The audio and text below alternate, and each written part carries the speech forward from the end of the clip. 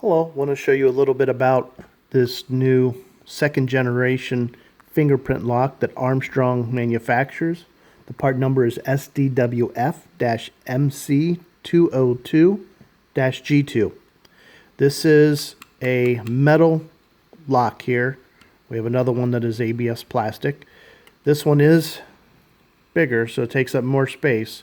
It's longer, it's wider, and it's thicker. It uses 3 AAA batteries in here, and when you first get it, it will work with any finger, and it will also be in finger to open and finger to close.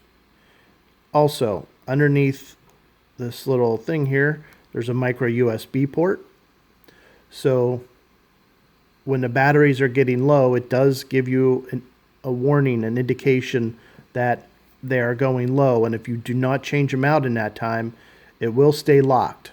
And then the only way to open it is to put in a external power supply here to give it power to open it up. Then you can change out the batteries. Also, on the batteries, it's best to use the lithium energizer batteries, the disposable ones. Those are the best on the market for these right now. Or you can use a better high quality alkaline battery. Those give you the longest life of any battery on the market right now. So as I mentioned, this opens with any finger right now. So what I am going to do, show you how to program it. So to program the manager finger, what you're going to do, there's 2 holes here. One is mode and one is set. So the set button is the one you want to push and release, and then it will start to flash here. When it flashes, all you have to do is put your finger on and hold it there for about 3 seconds. I'll demonstrate that here. Just using a paper clip. So put your finger on, just hold it. It will go red. It'll beep a couple times while it's programming your finger. Now this is the only finger that will open it. Also, it should be noted, you can put the finger in any orientation once you set it, and it will read it. It's very accurate. Takes about slightly less than 1 second to read your print and to open. So it works very good. Now, once you have that finger set, as you can see, it's still in finger to open, finger to close. If you want to change the mode, if you want it to be auto close, you just push the mode button once. It will beep 2 times. 2 times means it's on auto close. So let me cycle it to there. So it's now would be in the closed position. So now I open it, and 5 seconds later it will close.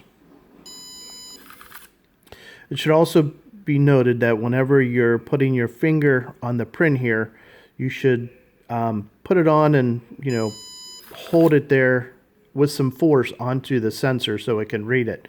Don't just lightly lay it here, because it may not pick up the print. See, when I just barely hold it on it, it doesn't pick up the print because it's not, the whole print isn't pushed onto the sensor. Also, since I did that one, you'll see no other finger works it, and it beeps 3 times indicating that those are not set onto the lock.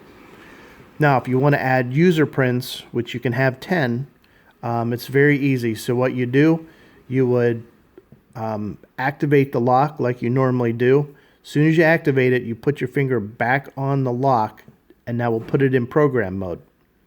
And then as it's flashing, that's when you put a new finger on there. So I'll show you how to do that. Open it, put your finger on, let it go. Once it beeps, as it's flashing, that's when you put your next finger on and just hold it there until it goes red. That indicates that, and as you see, it's still flashing. So I can do another finger right now if I want. So now I have two fingers. This is a user finger.